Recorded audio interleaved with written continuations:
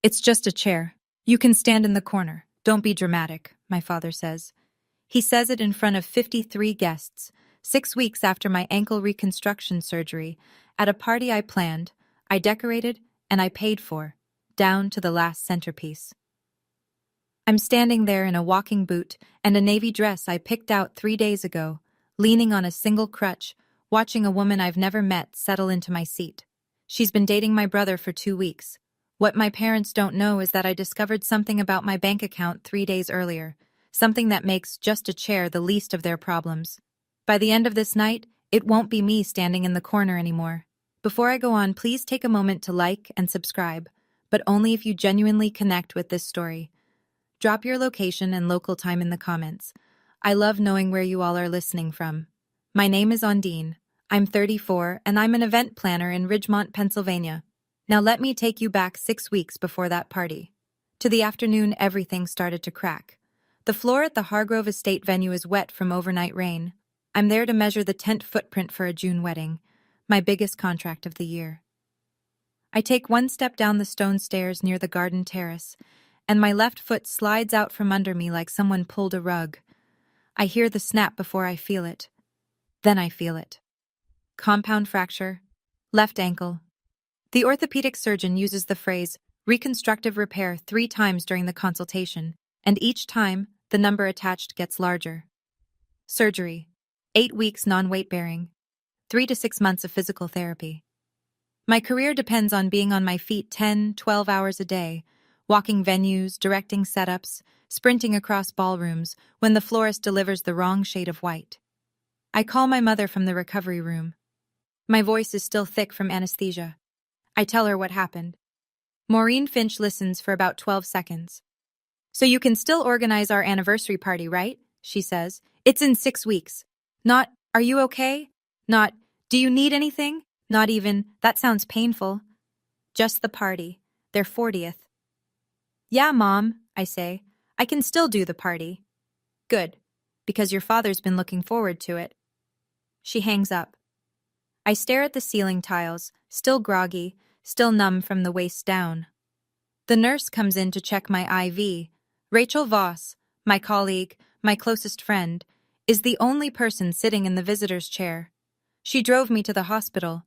She's the one who called my insurance company. No one from my family comes. Not that afternoon, not the next day, not once during the entire recovery. Rachel brings me soup on day 3. My mother sends a text on day 5.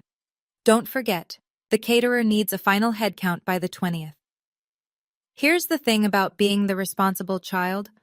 Nobody ever asks how you became responsible. They just expect it. Like gravity. Like weather.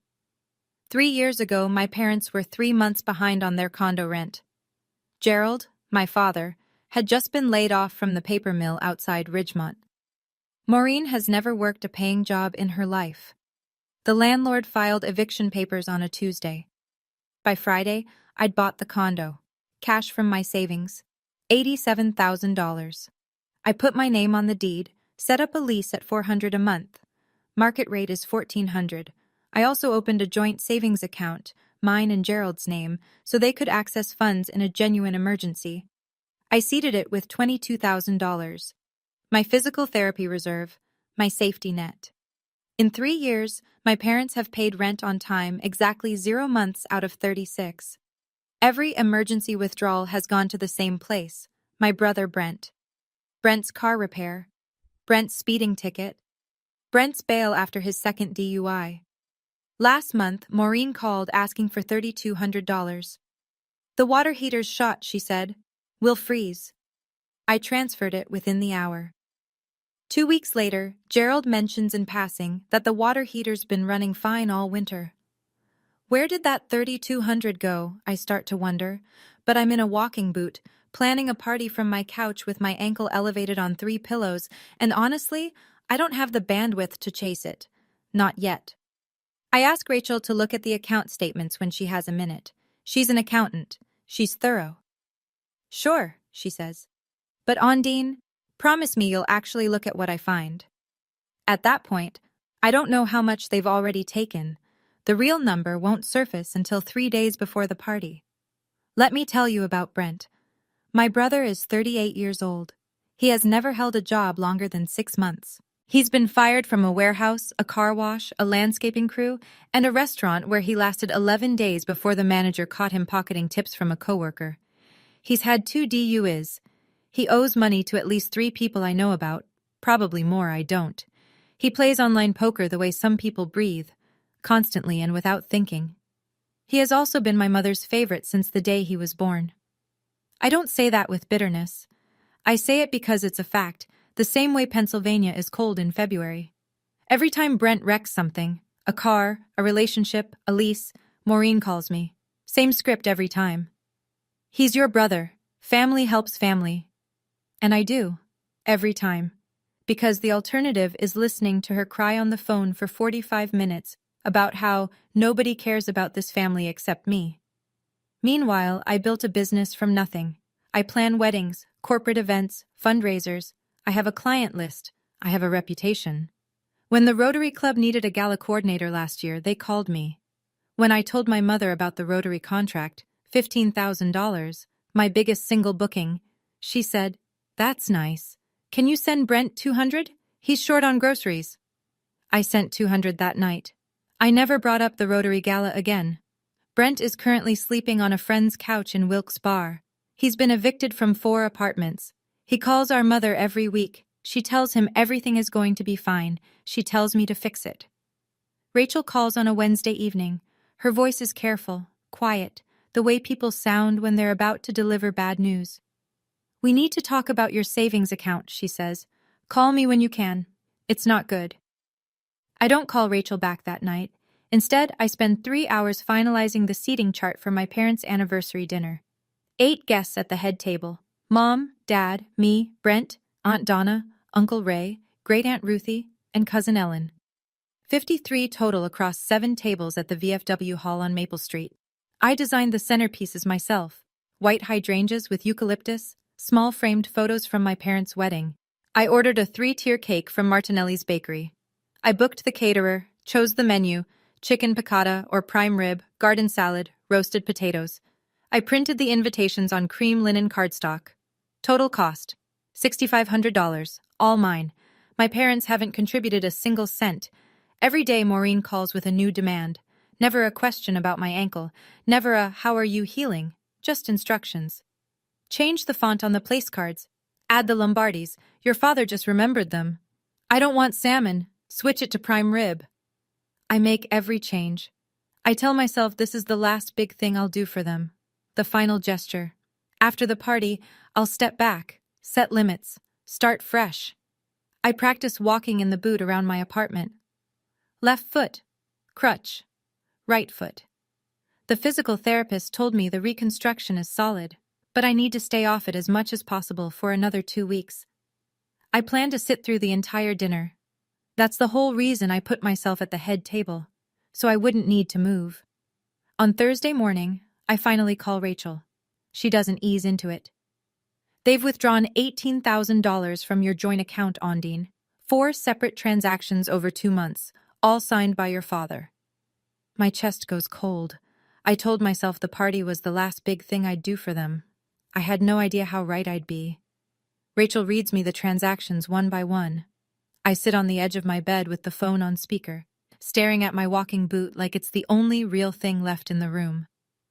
March 2nd, $4,800. March 14th, $4,200. March 29th, $5,000. April 8th, $4,000. $18,000 total. That was my physical therapy fund, Rachel. I know. That account was for emergencies. I put Gerald on it in case something happened to me, a car accident, a hospital stay. That's it. I know.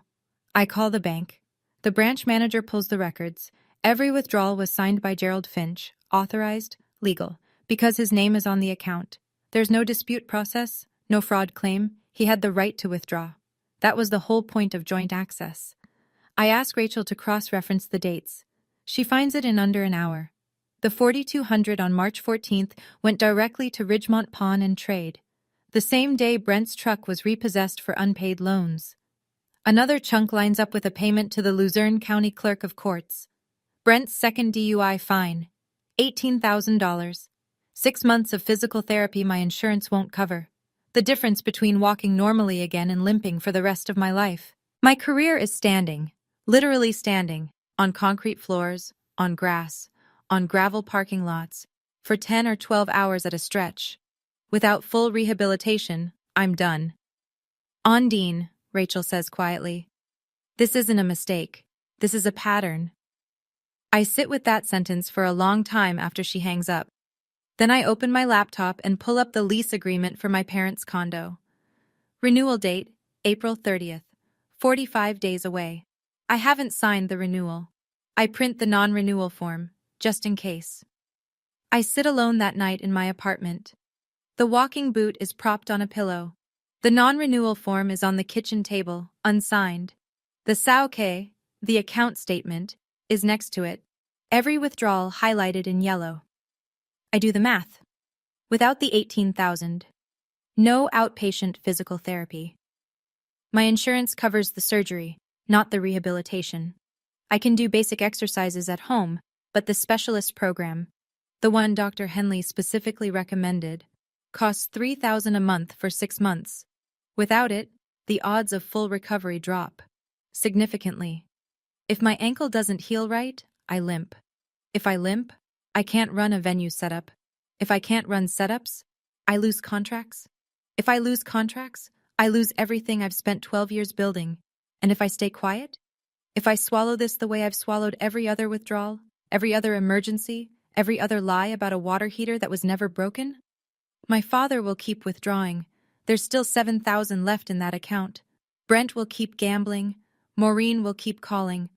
I'll keep paying for their condo, their son's mistakes, their entire lifestyle, until there's nothing left of me. Or I look at the non-renewal form, 30 days notice, legal, clean, my right as the property owner. Not an eviction, a decision not to renew a lease that's been violated 11 months out of 36. I pick up a pen, then I put it down. I'm not ready yet. I need to hear what they say first. I need to give them one chance to tell the truth. I call my mother the next morning, Sunday, 3 days before the party. I wasn't ready to make that call yet, but I folded the non-renewal form into thirds and tucked it inside my clutch, just in case. Mom, I need to ask you something about the savings account. 3 seconds of silence. I count them. What about it? Maureen says. $18,000 is gone. 4 withdrawals. Dad signed for all of them. Another pause. Then her voice shifts.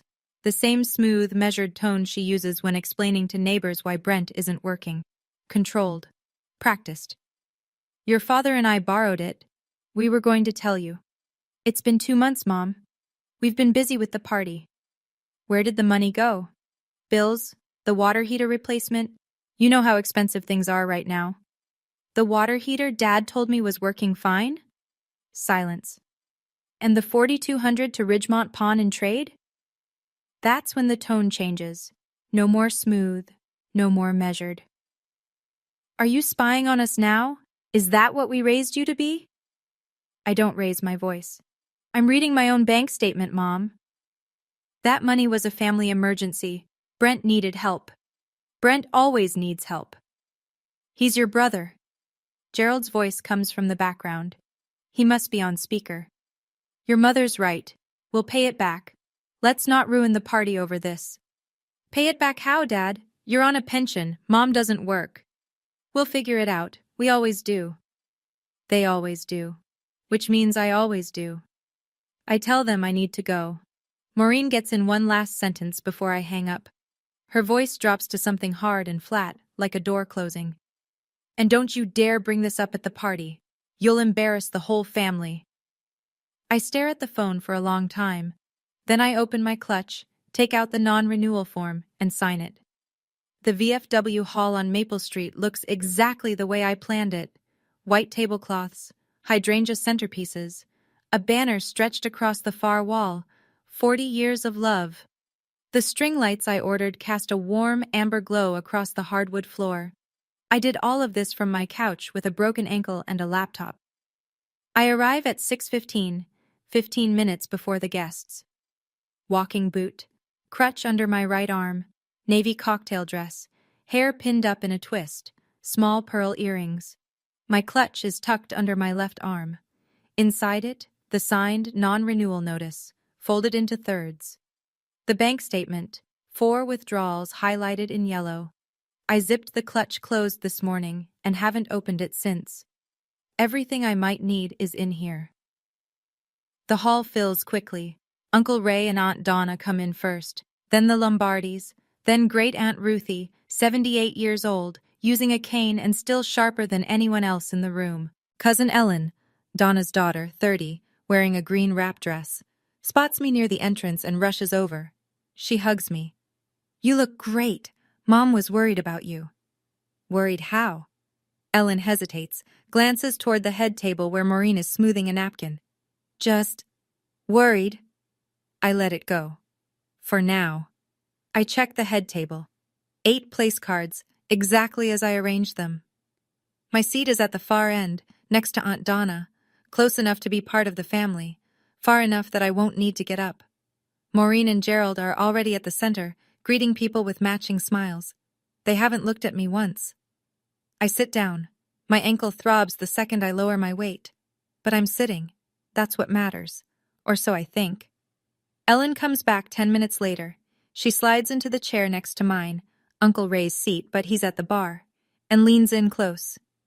"Okay, I need to tell you something," she says, "and I don't want you to get upset." That's never a good start.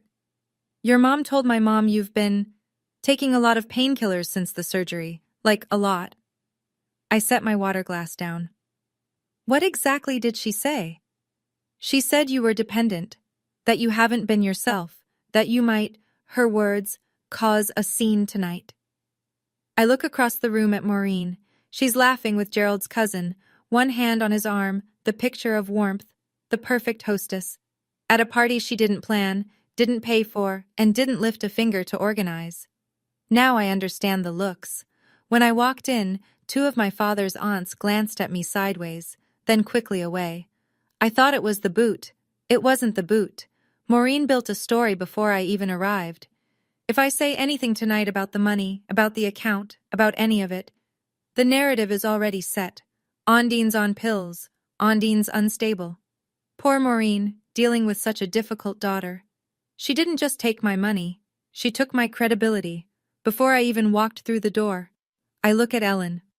"I stopped taking painkillers 2 weeks after surgery. I'm on over-the-counter ibuprofen. That's it." "I believe you," Ellen says. "I just thought you should know." "Thank you." She squeezes my hand and goes back to her seat. Aunt Donna settles in beside me, her reading glasses perched on her nose. She pats my arm without a word. I touch the clutch in my lap. The zipper is still closed, but something inside me has opened. Brent arrives 40 minutes late. He walks in wearing a wrinkled dress shirt, top button undone, no tie. Behind him is a woman I've never seen. Blonde, late 20s, floral sundress, clearly uncomfortable in a room full of strangers. She's holding his arm like she might bolt. Maureen rises from the head table like she's greeting a returning soldier. "Oh, Brent, you brought someone! How wonderful!" She hugs him. She hugs the woman. She beams. "Everyone, this is Tiffany, Brent's girlfriend." Tiffany gives a small wave. A few people smile politely. Great-Aunt Ruthie squints at her, then at Brent, then back at Tiffany, like she's working out a math problem. The problem is simple. Head table, 8 chairs, 8 people already seated. No room for a 9th. Maureen does the math faster than anyone. She turns to me. That smile, the one she saves for when she's about to ask me to shrink. "Honey, can you let Tiffany sit here? She's our guest." "Mom, I just had surgery. I can't stand for 3 hours." Her smile doesn't waver. "There are chairs by the wall. You can sit over there." Over there is 15 feet away. A folding chair against the cinder block wall, alone. Away from the head table, away from the family, away from the dinner I paid for. "Mom, I organized this entire event. I'm sitting at this table." Maureen's jaw tightens. She leans in, drops her voice, but not far enough. Half the table can hear. "Don't make this difficult. She's a guest. Your family." As if family means I should always be the one who moves. I look past her at Gerald. He's watching, fork in hand, not moving. I wait for my father to say something. Gerald sets his fork down. He dabs the corner of his mouth with a napkin. Then he stands, slowly, the way he does when he wants the room to know he's about to handle something. Ondine, he says, not quietly. It's just a chair. You can stand in the corner. Don't be dramatic. The room goes still.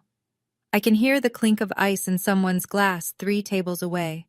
The caterer pauses mid-stride near the kitchen door. 53 people and nobody is chewing. Brent leans against the wall behind Tiffany's new chair. He shrugs. Yeah, it's not that deep. Tiffany looks down at the tablecloth. She can feel the weight of something she doesn't understand yet. From the far end of the table, Great Aunt Ruthie speaks. Her voice carries the way it always has, clear and unapologetic. That girl just had surgery, Gerald. What's the matter with you? Gerald doesn't look at her. He looks at me, waiting. I look down at my walking boot. The Velcro straps, the stiff plastic shell holding my ankle together. 6 weeks of healing, 6 weeks of planning this party from a couch. I stand up. It takes effort. The crutch catches on the chair leg. My ankle screams as my weight shifts. Aunt Donna half rises to help me, but I shake my head. I can do this myself. My clutch slips from my lap as I push back. It falls open just slightly, a flash of white paper visible inside. Aunt Donna glances at it. She says nothing. I pick it up, close it, tuck it under my arm. Tiffany sits in my chair without meeting my eyes. Gerald smooths his napkin. See? No big deal. Let's enjoy the evening. No big deal. The story of my entire life in this family. The corner is exactly as cold as it looks. I lean against the cinder block wall near the emergency exit. The crutch props under my right arm. My left ankle pulses with a dull, deep ache, the kind the surgeon warned me about. Don't stand on it for extended periods. The hardware is still settling. From here, I have a perfect view of the head table. My hydrangea centerpiece. My place card, Ondine in calligraphy I chose, now pushed aside to make room for Tiffany's plate. Maureen is pouring wine. Gerald is slicing into prime rib. Brent is telling a story with his hands, grinning at something I can't hear. Nobody brings me a chair. Nobody offers their seat. Nobody walks over. The caterer, a woman named Janet, whose company I've hired for 4 events this year, passes with a tray. She stops, looks at me, frowns. Ms. Finch? Why are you standing? Let me get you a... I'm fine, Janet. Thank you. She hesitates, then moves on, glancing back once. 2 minutes later, Aunt Donna appears at my side. She's carrying her own plate, as if she just happened to wander over. But I know Donna. Nothing she does is accidental. This isn't right, she says quietly. And you know it. I know. What are you going to do? I look at the clutch under my arm, the paper inside it, the signature I put on that form the morning after my mother told me not to embarrass her. I haven't decided yet. Donna looks at me for a long moment. Then she says something I'll carry with me for a long time. I've watched your mother do this for 30 years. You don't owe her a corner. She walks back to her seat. I stay standing, but not for much longer. Someone clinks a glass. The room settles. Maureen stands at the head of the table, one hand pressed to her chest like she's about to deliver a eulogy. Her eyes are already glistening, a skill she's perfected over decades. I just want to say a few words, she begins. 40 years with this man, 40 years of building a family, a home, a life. She looks at Gerald. He nods, the good husband. We've been blessed with 2 wonderful children. Brent, she pauses, reaches for his hand. Who's finding his way, and who brought this lovely young woman into our lives tonight? Tiffany, welcome to the family. Tiffany smiles nervously. Brent squeezes her shoulder. I wait. And of course our friends and family who came out tonight. We're so grateful. That's it. She's done. From somewhere near the bar, Great Aunt Ruthie's voice cuts through the applause. Maureen, aren't you going to thank Ondine? She put this whole thing together. A few heads turn toward the corner where I'm standing. Maureen blinks. Her smile recalibrates. Oh, of course. Ondine helped too. Helped. Like I carried in a casserole dish. Like I showed up an hour early to set out napkins, not like I spent 6 weeks organizing every detail from a hospital bed, not like I wrote a $6,500 check for this room, this food, these flowers. Helped. I tighten my grip on the clutch. At that moment, I make my decision, not out of anger, out of clarity. I stood there listening to my mother thank everyone in the room except the person who made that room possible. And I thought, have you ever been the invisible one? The one who pays, who plans, who shows up but never gets mentioned. If you've ever stood in that corner, literally or figuratively, tell me in the comments, what was your last straw? I'd really love to know. Brent finds me by the wall 10 minutes later. He's holding a beer, his third, from the look of it, and wearing the expression of someone who believes he's being generous. Don't take it personally, sis. He says it loud enough for the two couples at the nearest table to hear. Mom just wants everything perfect tonight. I organized everything tonight, Brent. He grins. That grin, the one that says nothing I do is serious enough to count. Yeah, well, that's kind of your thing, right? Planning parties? My thing. Like it's a hobby. Like I don't have a business license, a client roster, and a tax ID number. I don't respond. He takes a swig, satisfied, and drifts back toward the head table.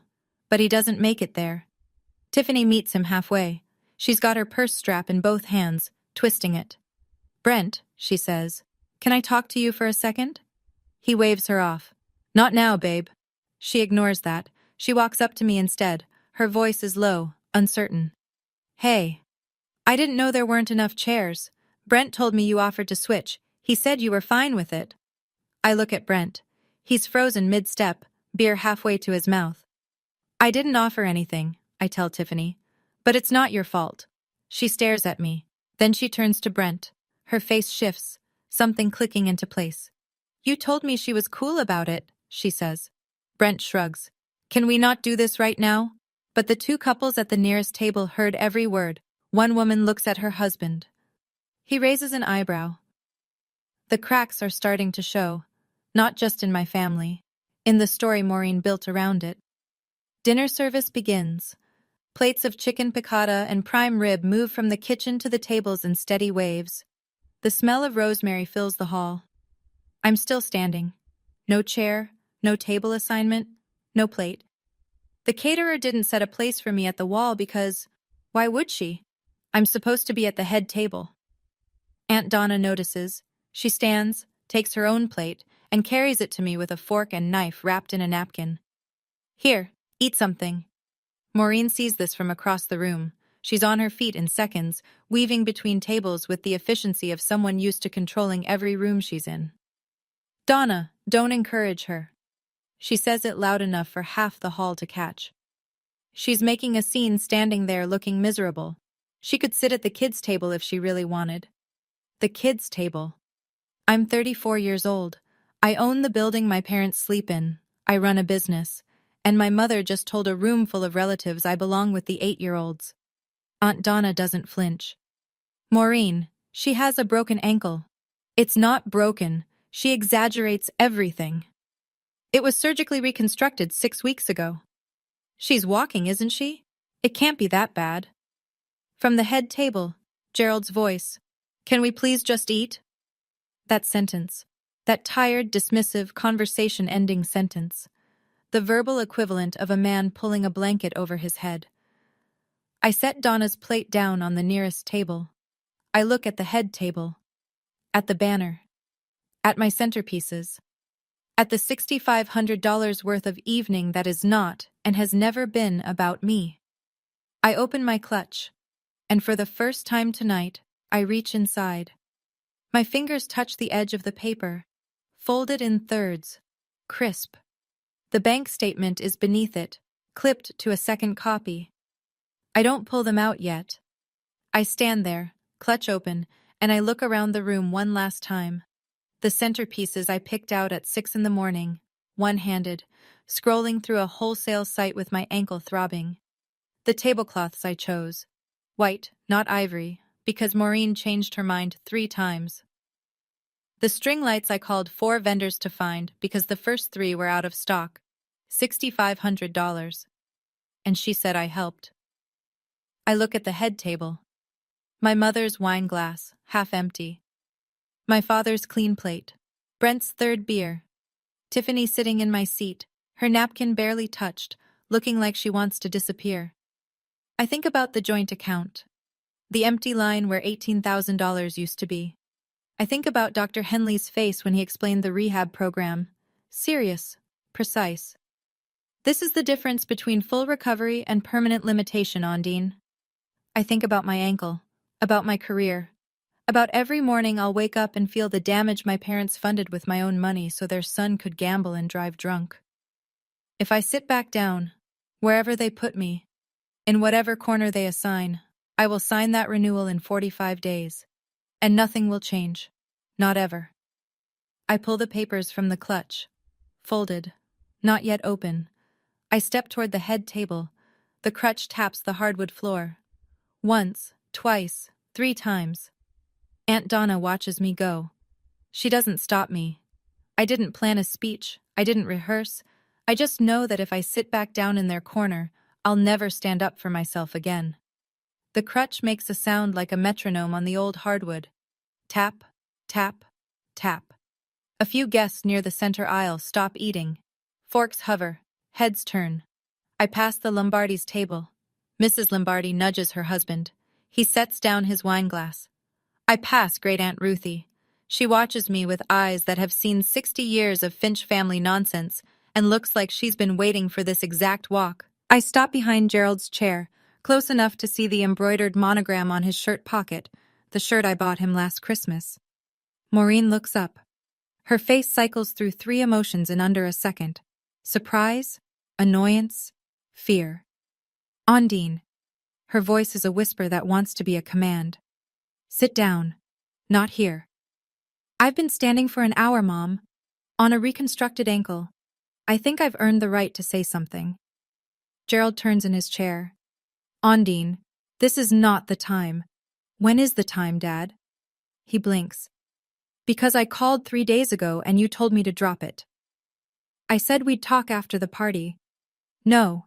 You said, and I'll quote you, don't ruin your mother's night. The same night you're wearing a suit I bought you, eating food I paid for, at a party I organized. The hall is silent now. Not the comfortable silence of a pause between toasts. The heavy, electric silence of 53 people who all just realize something is about to happen.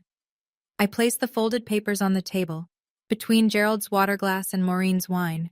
The white rectangle sits there like a held breath. I'm not here to ruin your party, I say. I'm here to stop ruining myself. Nobody moves. Nobody speaks. I unfold the first page. Mom. Dad. I keep my voice level, conversational, like I'm confirming a catering order. The condo you live in, who owns it? Gerald's mouth opens, closes. What does that have to do with who owns it? Silence. Maureen's fingers tighten around her wine glass stem. From 2 seats down, Great Aunt Ruthie speaks first. I thought you 2 owned it. They don't. I look at Ruthie when I say it, then back to the table. I bought it 3 years ago, when they were 3 months behind on rent and facing eviction. I own the property. They pay me $400 a month. Market rate is $1,400. The whispers start immediately. Low, scattered, like wind through dry leaves. Uncle Ray leans forward in his chair. Cousin Ellen's eyes go wide. A woman I barely recognize at table 6 turns to her husband and mouths something. Maureen's hand lifts from the table. Ondine, you're making this sound worse than... I'm stating facts, Mom. I tap the paper on the table. This is a 30-day non-renewal notice. Your lease expires April 30th. I'm choosing not to renew it. Gerald picks up the paper. His face drains. Not red, not angry, white. The color of a man who just realized the floor beneath him belongs to someone else and always has. You can't do this, Maureen says. Her voice cracks on the last word. That's our home. It's my property. You've been late on rent 11 out of 36 months. That's a lease violation. Gerald sets the paper down. His hand is shaking. I haven't raised my voice once. I don't plan to. The facts are loud enough on their own. But I'm not done. There's something else, I say. And I reach for the second document. The bank statement is a single page, 4 lines highlighted in yellow. I place it flat on the table so Gerald and Maureen can both see it, and I don't whisper. 6 weeks ago, I had ankle reconstruction surgery. The $18,000 I saved for physical therapy was in a joint account for emergencies. Dad withdrew every penny, 4 transactions, 2 months. The room holds its breath. Gerald stares at the yellow highlights. He doesn't touch the paper. We were going to pay it back. Where did it go, Dad? Nothing. I turn to Brent. He's leaned back in his chair, arms crossed, jaw tight. For the first time tonight, he's not grinning. It went to Brent's gambling debts, I say, and his DUI fines, and a pawn shop on Route 9. Brent's chair scrapes the floor as he stands. You don't know what you're talking about. 4,200 to Ridgemont Pawn and Trade. March 14th, the day your truck got repossessed. He sits back down, slow, like the air went out of him. The whispers in the hall are louder now. Not whispers anymore, low voices, sharp intakes of breath, a chair creaking as someone leans forward. At table 4, a woman covers her mouth with her hand. Uncle Ray is staring at Gerald with an expression I've never seen on his face before. Tiffany looks at Brent, then at me, then back at Brent. Something in her face changes. Not anger, recognition, the slow understanding of someone who's starting to see the shape of a lie she's standing inside. From the end of the head table, Aunt Donna rises to her feet. Her voice carries across the silent room. Maureen, is this true? You took her surgery money? Maureen stands up. The tears come instantly, the way they always do, on cue, perfectly timed. She presses a napkin to her face and draws a shuddering breath. This is exactly what I was afraid of, she says. Her voice trembles. Undine has been under a lot of stress. The painkillers after her surgery, she hasn't been herself. I let the sentence land, let the room absorb it. Then I respond. I'm not on painkillers, Mom. I stopped taking them 2 weeks after surgery, ibuprofen only. Dr. Henley can confirm. Maureen shakes her head, tears streaming. You're confused, sweetheart. You don't even realize... Wait, Cousin Ellen is standing now. Her green wrap dress catches the light as she steps out from behind her chair. Aunt Maureen, you told my mom that Ondine was addicted to pills. Those were your words. You said she was out of control. A ripple moves through the hall. A low, what? From somewhere near table 3. Great Aunt Ruthie sets down her cane with a deliberate click. Maureen pivots. I never said addicted. I said dependent. There's a difference. No, Maureen. Aunt Donna's voice is flat, steady, the voice of an older sister who has had enough. You told me she was out of control. You said it on the phone last Tuesday. I wrote it down because I didn't believe you. Now I know why. The napkin drops from Maureen's hand. Her face, still wet, flushes red, not from crying, but from the recognition that her safety net, the story she wove to protect herself, just unraveled in front of everyone she was trying to impress. You're all taking her side? Her voice pitches upward. After everything I've done for this family? Nobody answers. The silence says everything. Gerald stands. He raises both hands, palms out, the universal gesture of a man who thinks he can still control the room by appearing calm. Everyone, please. This is a family matter. Let's handle it privately. You had a chance to handle it privately, Dad. I keep my voice even. 3 days ago, you told me to drop it. I said we'd discuss it after... No. You said, don't ruin your mother's night. The same night you're wearing a suit I bought you, eating a meal I paid for, in a building I decorated. I'm done being private about the people who robbed me. Great Aunt Ruthie wraps her cane on the floor.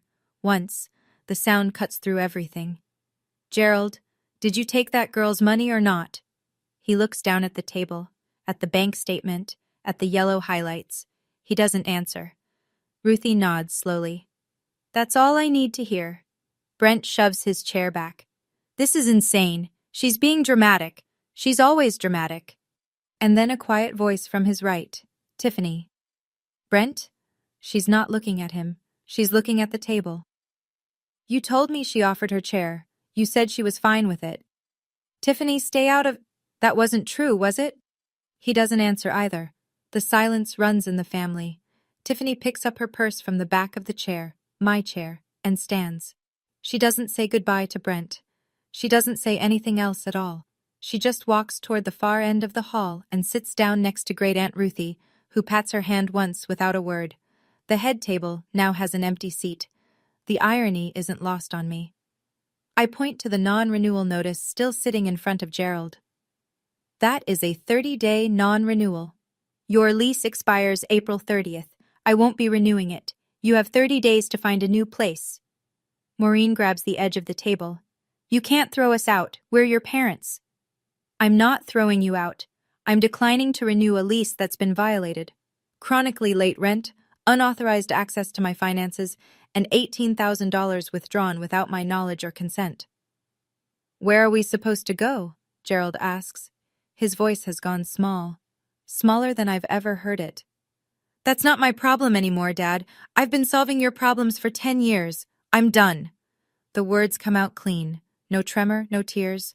Not because I'm not hurting. I am. But the hurt isn't new. It's 10 years old. I've just been carrying it quietly until tonight. One more thing, I say. I called the bank this morning. Gerald, your name has been removed from the joint account. Any further withdrawals will require my authorization only. Gerald looks at Maureen. Maureen looks at the room. The room looks at me. I pick up the bank statement and the non-renewal notice, fold them, place them back in the clutch. I paid for this party. The venue, the catering, the flowers, the cake. I paid for your condo. I paid for Brent's fines and Brent's debts and Brent's mistakes. The only thing I'm not paying for anymore is my own silence. I snap the clutch shut. The sound is small, a tiny metallic click. But in a room this quiet, it sounds like a door closing. And maybe it is. Aunt Donna is the first to stand. She's been sitting with the patience of someone who has waited a very long time for this moment. I'm ashamed I didn't say something sooner. She looks directly at Maureen. You've been using this girl since she was 24 years old, and I watched. That's on me. Great Aunt Ruthie raises her cane an inch off the floor and lets it fall, her version of a gavel. Gerald, I'm calling your brother Harold tomorrow. He needs to know exactly what you've done with that money. Brent pushes away from the table. He doesn't speak. He grabs his jacket from the back of his chair and heads for the exit, not looking at anyone. Tiffany does not follow. She stays in her seat next to Ruthie, hands in her lap, very still. Maureen is crying now. Not the strategic tears from earlier. These are real, ragged, the sound of someone whose script has been torn in half. You're destroying this family, Ondine. I look at her. My mother, the woman who raised me, the woman who told 53 people I was a pill addict so they wouldn't believe me when I told the truth. No, Mom, I'm leaving it. There's a difference. At tables across the hall, people are standing, murmuring, reaching for coats. Uncle Ray shakes his head slowly. Two of Gerald's co-workers from the mill quietly collect their wives and move toward the door. But a few come toward me, Gerald's cousin Frank, a neighbor from Elm Street. They put a hand on my shoulder. A quick squeeze. They don't need to say the words. Gerald doesn't stand. He sits in his chair at the head of a table that no longer feels like the head of anything, staring at the folded paper in front of him. You can cry, Mom, I say, but you can't rewrite what happened, not tonight. I collect my crutch, tuck the clutch under my arm, and I walk toward the door. The walk takes longer than it should. The boot, the crutch, the hardwood floor that I spent 2 phone calls negotiating to rent, because Maureen wanted a hall with real floors, not that rubber nonsense. Every step echoes. Nobody stops me. Aunt Donna catches up near the exit. She's carrying her coat and her purse, like she'd already planned to leave the moment I did. You need a ride? Rachel's outside. Donna nods. Call me tomorrow. I mean it. I will. She hugs me, carefully, avoiding the crutch, one hand on the back of my head. The kind of hug my mother used to give me when I was very small, before she figured out which child was useful and which one was lovable. I push through the double doors into the parking lot. The air hits my face. Cold, sharp, late April Pennsylvania. The sky is clear and dark and full of stars that don't care about anniversary parties. Rachel is parked 3 spots from the entrance, engine idling, window down. She looks at me over the top of her reading glasses. How'd it go? I lower myself into the passenger seat. Every joint in my body exhales. I don't have a family dinner to go to anymore. Rachel puts the car in drive. You have a physical therapy appointment Monday. That's a start. I almost laugh. Almost. As we pull out of the lot, I look back at the VFW hall through the rear window. The banner is still visible through the glass doors. 40 years of love. The string lights still glow. The party is still technically happening. But it isn't mine anymore. And for the first time, that feels right. I drove away lighter than I'd felt in 10 years. The calls start the next morning. Maureen's first. I let it ring to voicemail. She leaves a 2-minute message, half crying, half accusing. You humiliated us. You humiliated your father. I hope you're proud of yourself. Then she calls Aunt Donna, then Uncle Ray, then every cousin, in-law, and second cousin she can reach. The script is familiar. Ondine overreacted. Ondine is unstable. Ondine needs help. It doesn't work. Too many people were in that room. Too many of them saw me standing on a broken ankle while a stranger sat in my chair. Too many of them heard Gerald say, "It's just a chair," and watched Maureen call me a pill addict when the bank statement was on the table. You can't rewrite a story 53 people watched happen. Aunt Donna calls me at noon. Your mother called me crying. I told her the same thing I'm telling you. She brought this on herself. Cousin Ellen texts. I'm sorry I didn't say more. I should have. Love you. Great Aunt Ruthie, who uses Facebook the way she uses a cane, with precision and force, posts in the family group that evening. What I saw last night broke my heart. Not because of what Ondine did, because of what was done to her. That girl deserved better from her parents. Shame on whoever disagrees. 14 reactions within an hour. All hearts. Gerald sends me one text on Monday. Can we talk? I don't respond. Not yet. I'm not punishing him. I'm just not ready. There's a difference. By Tuesday, the count stands at 4 family members who've reached out to support me directly. 2 who've told Maureen they need space. 1 who uninvited her from a May baptism. The corner is empty now, and I'm not the one standing in it. The practical math is brutal and simple. Gerald's pension from the mill pays $1,900 a month. Maureen has no income. At $400 a month, my condo was a lifeline they never acknowledged. At market rate, $1,400, they can't afford it. And I'm not renewing the lease regardless. By mid-May, they find a 1-bedroom apartment in Dunmore, 20 minutes farther from town. It's smaller, older. The hallway smells like carpet cleaner. Gerald carries boxes in silence. Maureen, I'm told, cries through the entire move. I'm not there for it. I'm not invited, and I don't ask. Brent disappears for 2 weeks after the party. His phone goes straight to voicemail. Tiffany, I learned from Ellen, broke up with him the following morning. She said she couldn't trust a single thing he told her, Ellen reports. Smart girl. No one in the family offers Brent money anymore. Not because they all suddenly hate him, but because now they know where the money goes. Awareness is a powerful disinfectant. 3 weeks after the party, Gerald calls. Not a text this time. A call. His voice is low, stripped of the authority he wore like that monogrammed shirt. I made a mistake, Ondine. I know, Dad. I should have told you. I should have asked. You should have. But a mistake is once. This was a system. Long pause. I hear him breathing. What do you need from me? He asks. $18,000. I'll accept a payment plan. $300 a month from your pension. It'll take 5 years. Okay. And Dad? Don't ever sign your name to my accounts again. Okay. It's not forgiveness. It's not reconciliation. It's a starting line. The first honest transaction between us in a decade. I'll take it. The physical therapy clinic on Grant Street has fluorescent lights and a faint smell of rubbing alcohol. It's not glamorous. But when Dr. Henley reviews my intake and says, "We can start the full program next week," I nearly cry in the waiting room. I pay for the first month with what's left in my personal savings, plus the first installment from Gerald. $300, deposited on time. I check twice. My ankle responds to therapy the way soil responds to rain, slowly, then all at once. By week 3, I'm bearing partial weight without the boot. By week 6, The crutch becomes a cane. By week 8, the cane stays in the car. My business doesn't skip a beat. I land a corporate retreat contract the week after the party, then a graduation dinner, then a small wedding in Scranton. Clients don't know about my family. They know me as the woman who shows up early, stays late, and makes sure every napkin is folded the right way. Aunt Donna becomes the family I chose. She drives me to therapy on Tuesdays when my schedule is tight. Cousin Ellen stops by on weekends with coffee and terrible reality television. One afternoon, I find a letter in my mailbox, handwritten. Maureen's looping cursive on cream stationery. You broke our family, Ondine. I hope someday you understand what you did. I read it once. Fold it. Place it in the kitchen drawer with the old lease and the bank statement. I don't write back. My mom wrote that I broke the family.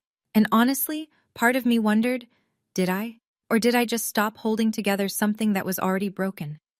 I think a lot of us carry that weight, the fear that setting a boundary means being the villain. Have you ever been told you were too much for simply protecting yourself? I'd really love to hear your story. Share it in the comments. I want to be honest about something. For 10 years, I told myself that giving was the same as loving. That if I just paid enough, helped enough, showed up enough, eventually they'd see me. Not as the planner, not as the fixer, not as the ATM, just as Ondine. It never happened. And the reason is simple. I wasn't buying love. I was buying permission to exist in my own family. And that's a price no one should ever have to pay. I don't tell you this to lecture. I tell you because I wish someone had told me, earlier, louder, that generosity without boundaries isn't generosity. It's a transaction where one person pays and the other takes, and the person paying always runs out first. My parents aren't monsters. I want to be clear about that. They're people who made choices, selfish, small, damaging choices, and built a system that worked for everyone except the person holding it up. Gerald chose silence because it was easier than honesty. Maureen chose Brent because admitting he failed meant admitting she failed. And I chose to keep writing checks because the alternative was standing in the silence and feeling the absence. But here's what I learned standing in that corner, leaning on a crutch in a room I paid for. The absence was already there. It had been there for years. I just couldn't feel it because I was too busy filling it with money. Setting a boundary isn't selfish. It's the first honest thing I ever did for myself. Not the cruelest. The most honest. I didn't walk away because I stopped loving them. I walked away because I started loving myself enough to stop standing in corners. And that was the beginning. 4 months later. My ankle is at 80%. I walked 2 miles yesterday without pain, the first time since the accident. I wore heels to a client meeting last Saturday. Low heels, but still. Heels. My physical therapist high-fived me, which is the medical equivalent of a standing ovation. The condo is rented. New tenant, a young couple, first home together. They pay $1,400 a month on the first of every month and have never once asked me to fund their brother's gambling habit.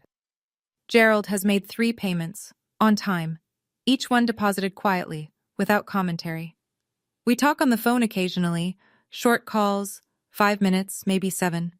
We don't discuss Maureen. We don't discuss Brent.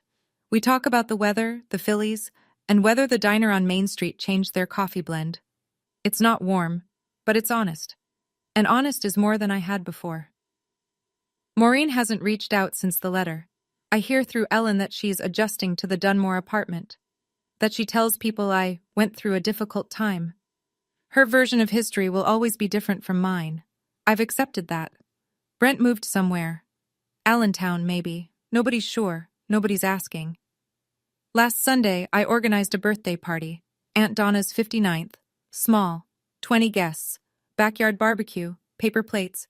Christmas lights strung between 2 oak trees. And at the head of the table, right at the center, there was a chair with my name on it. Not a place card. Just Ellen, grinning, patting the seat. Saved you a spot. I sat down. First one seated, last one to leave. Nobody asked me to move. Nobody suggested I'd be more comfortable somewhere else.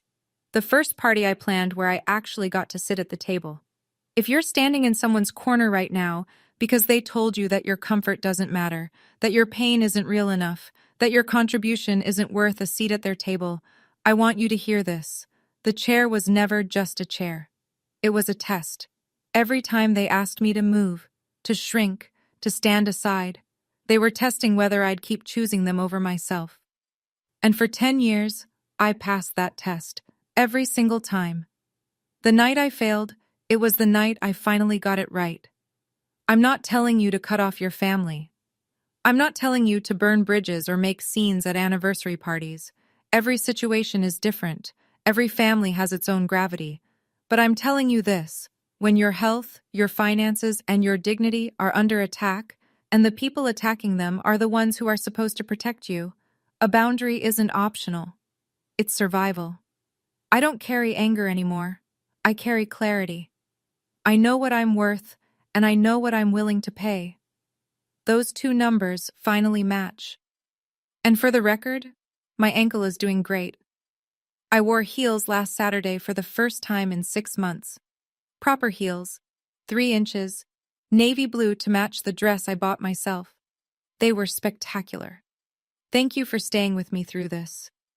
If this story meant something to you, hit subscribe and that notification bell so you don't miss the next one.